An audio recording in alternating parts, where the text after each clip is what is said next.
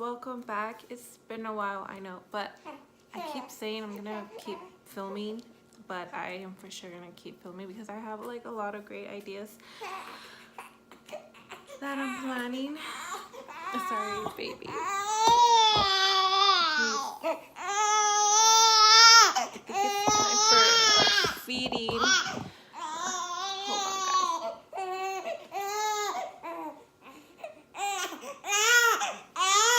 Hold on, guys. Oh, you have big ass hair. Hi, boo boo. Say hi to everybody. He's wearing a little tux today.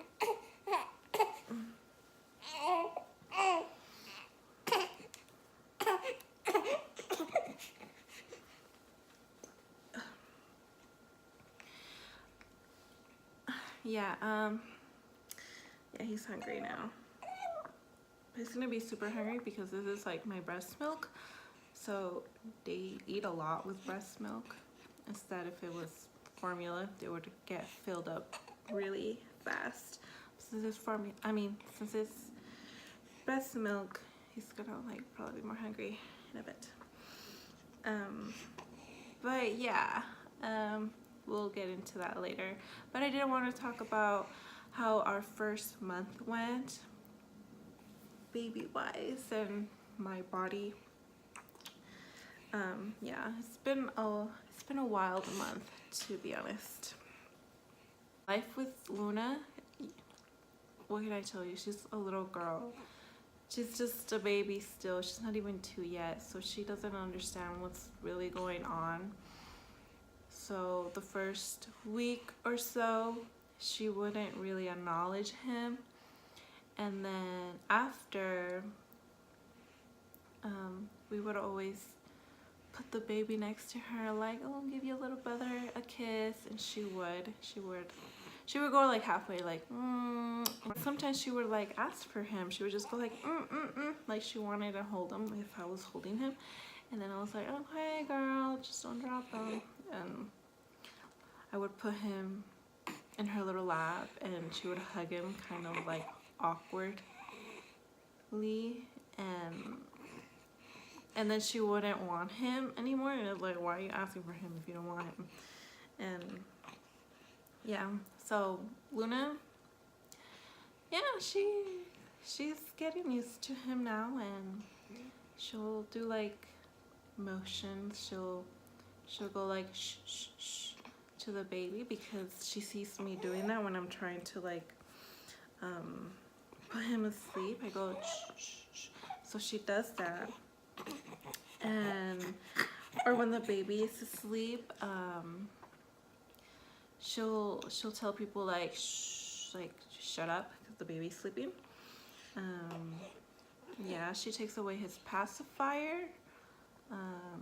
She's a little rough, you know, when I'm in bed with him. She'll be jumping on the bed, and oh my god, I'm over here like, stop it, Luna, like you're gonna hit your brother. And yeah, she doesn't know boundaries yet, so she's rough. And yeah, to be careful around her because you never know, like kids are pretty crazy and they could do some crazy ass shit. So I had to like be more careful letting Luna around the baby. And it's not that I don't trust her, you know, she's just so rough. She hits me, so yeah, I'm scared one day she's gonna like hit the baby too, right? But yeah, as I was saying, the first month was wild because the baby had jaundice, and Luna also had jaundice when she was born, but it wasn't that bad that it needed any intervention. After we went home that Monday, the next day we had his first appointment with clinic because, you know, they're supposed to be seen right away. And I told them that his jaundice was really high at the hospital, and so they wanted, you know, the clinic to be aware of his jaundice and just, you know, like just watch it, right? And so whatever, we had to do a blood test, and they told us that, you know, we would know the results in like 3 hours or so. Clinic around 5-ish, and they told us that they just got the blood results and it was really high, and so they really recommended us going to the hospital so they could do something about it. So we go to the hospital, long wait. They had to put an IV on the baby, which was so sad. He was basically 3 days old and he was already getting an IV. Like, oh, that just broke my heart. So he was pretty sad about it, but then he's a baby. He didn't even know what was going on, and as long as he had his formula, got to sleep, like he wasn't even that bothered compared to like me and my boyfriend. But yeah, and then so the end result to that was that it wasn't as high for the hospital to intervene and get the baby on photo lights or Billy lights or whatever it's called. But I remember seeing it when I was volunteering. It's very common. And yeah, so they told us that he didn't need it, and he probably was never gonna need it because there is a level and it changes every day. So older, that level is gonna get higher and higher and higher, and probably his jaundice level is just gonna get lower. So they told us there's a good chance he's never gonna need the phototherapy. And so it was a sigh of relief, but it was just like, oh God, like, you know, I just gave birth and I'm back at the hospital again. Like, you know, the first 3 days that I was home, it was very tiring. You have no idea how the first week is. It's just super, super tiring. You're feeding the baby every 2 to 3 hours. But for me, I was feeding on demand. And so that was very tiring. Basically no sleep. Yeah, it was exhausting. And then I have Luna, and she was just the most exhausting factor of everything. It was just like, I feel like if you get pregnant and you have one kid, like, you're good. Once you start having more, it's just it's not hard, it's just super exhausting. So the first week was horrible, and what was more horrible about it was that I got news about my cousin's baby. So my cousin's wife was pregnant around the same time as me, but I was more far along. I was due in the beginning of February, and she was supposed to be due at the end of February, but she ended up having her baby about a month earlier. And they wouldn't tell me what was wrong with her. They would just say like, oh, está mala, and I was just like, oh my God, you know, don't say that because that's really general, like we have no idea. And then my mom would just tell me like, well, she had what you had, and I was like, well, like what? Like, no entiendo. But I guess she had preeclampsia, which is what I had with Luna, and which is what they were very careful with in his pregnancy, in my most recent pregnancy, right? And so she was sick. I don't know exactly what was wrong with her, or if his wife did have preeclampsia, but it was just the baby couldn't breathe on her own. I was like giving her help with her breathing, so you know they would like put tubes in her so she could breathe. And yeah, it was just a long process. They would put it on and see if she could breathe, and then they would take her off just to like see if she could breathe on her own. And it was just a cycle. They were just putting it off and on, off and on. And so like me and my cousin were close, but it's not like we talk every day. So it was just really sad that one day he was just asking how I was, and I asked how his daughter was, and he was just like, well, you know, she's just getting better a little bit day by day. And I was just like, oh well, I hope she gets better. Like I thought she was gonna get better, you know, like, well, that day she ended up passing away. probably like a couple hours before like our last conversation we had that day. Yeah, she passed away, and I didn't know until like that night. And oh my god, it just broke my heart. Like, I got really sad because he was already born. He was already like a week born, and all I could feel was guilty. Like, oh crap, like how could a baby die? Oh my god, this is when it comes to like religion, and you know, they always say like, you know, things happen for a reason. It's one of those things like, well, goddamn, it's just like a baby. Like, what did a baby do? But anyways, I felt really guilty that I had my baby and my cousin didn't have his baby anymore, and it just like broke my heart. And you know, he had his jaundice level, and it was just like already like I was just like very worried about him. But I knew like his condition is easily curable, and so I was just tripping out a lot, and I was just really sad, and I was trying not to be, and I was trying to be careful because I wasn't trying to get postpartum depression, because I could already feel that I just had like this sadness going on, and I just had this sadness already, and it was for other factors. It was not even baby related, but you know, once you get depressed, you know, everything hits you at the same time. So I was already feeling sad, and I knew that if I keep adding more and more and more things to my mind, I was gonna end up being depressed, and I didn't want to be depressed.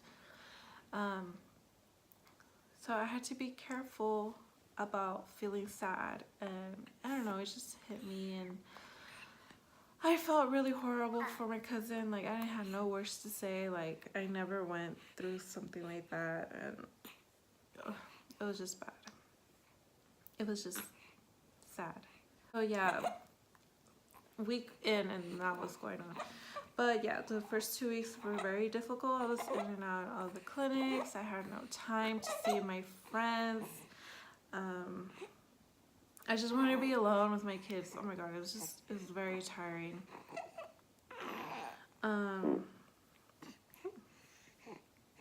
So when my 3rd week rolled around, I was in a much better place with the baby. Like, things were starting to get on a schedule. Like things were becoming more consistent, and it was okay. Like, now I understood when the baby would do this or that. Like, I understood it, and I was able, like, okay, I got this, you know. But my mind started wondering a lot, like, bitch, when the fuck are you gonna move out of your house? When are you gonna get a place? When are you gonna get your career together? What are you gonna do? Like, all those things were hitting me, and I literally was like breaking down. Like, I didn't know what to do. And then I was like, okay, now I know what to do. You know what, I'm just gonna do like a medical assistant program, get my certificate, and get some clinical experience, you know. And so I started researching that, and then I just started getting like that was not me. And then what was I saying? So I started researching places, and classes were about to start like all in April or like March or whatever. March or April was one of them. And I was like, you know what, I'm gonna do it. Like, 2019 is my year, and I'm not gonna be wasting any time, right? And so I was really considering going just to get a dance certificate. And so yeah, and then when I started thinking about that, I started thinking more like, okay, what is gonna convenient me with the hours, the price, my love and affection for my kids, because that became a big ass factor, you know. I started getting really sad because I was like, wait, am I really gonna leave my 1-month-old for like days and a huge amount of hours so I could like go to school and then be paying a lot. Yeah, I don't know. I was really considering it though.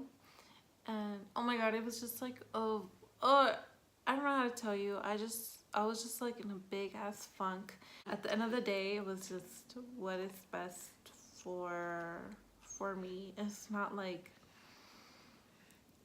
I feel like I put myself that I am in a competition, and if I don't get where I'm going, then I'm just gonna lose, and I'm just gonna keep losing and failing. But I realized I can't think like that. Like, you know, to get where I want to get is going to take time and patience, and I just have to take it day by day. And I just had a baby, and so I should really focus on him, because I'm going to regret not being with him. So I had to do what's best for me, and I really felt that I needed to be with my kids at this moment, and it was too early. Once I researched somewhere that it was kind of cheap or whatnot, I decided that, like, okay, well, I'm gonna go there, but at the end of the year, so at least the baby will be 6-8 months, you know, not 2 months when I'm going to school. His first month went by super fast, and I can't believe he's 40 days. Oh, talking about 40 days. If you're Mexican, or I think in the Latin culture, or I don't know if they do this in any other culture, but they strongly believe that for the first 40 days after giving birth, it's very crucial, and the mama has to rest. That means no going out, no parties, nothing, no shopping, no nothing like that. If you need to go to the clinic, you go, but other than that, you can't do shit. You can't lift heavy stuff. I couldn't lift Luna, but I would, because yeah, sometimes there was no escape from that. Yeah, it's just everything you thought you could do, you couldn't do. You couldn't drive, you couldn't do anything. And so that's a relaxing concept. Like, oh, I get to not do anything. But it, like, at the end of the day, it's like, who's gonna cook? Like, who's gonna clean? Like, no one else. Like, I have to do that shit. And if I don't do it, they're gonna be like, oh, bitch, you lazy. You know?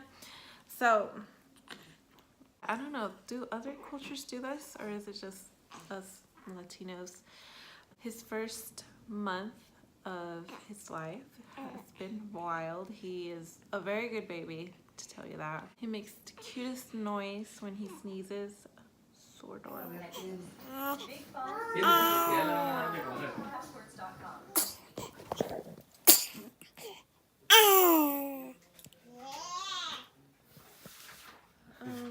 he's just a good baby. All he does is eat, sleep, poop, and I really hope that face doesn't go away, but I noticed that he's staying up more in the day, and at night he is sleeping good. I mean, sometimes he won't wake up for like 4-6 hours every night now, and the doctor says that's not that good for 1 month. But you know, like, hey, if he's sleeping, and I ain't waking him up, you know. But he's gaining weight, so I feel like he's doing good. So yeah.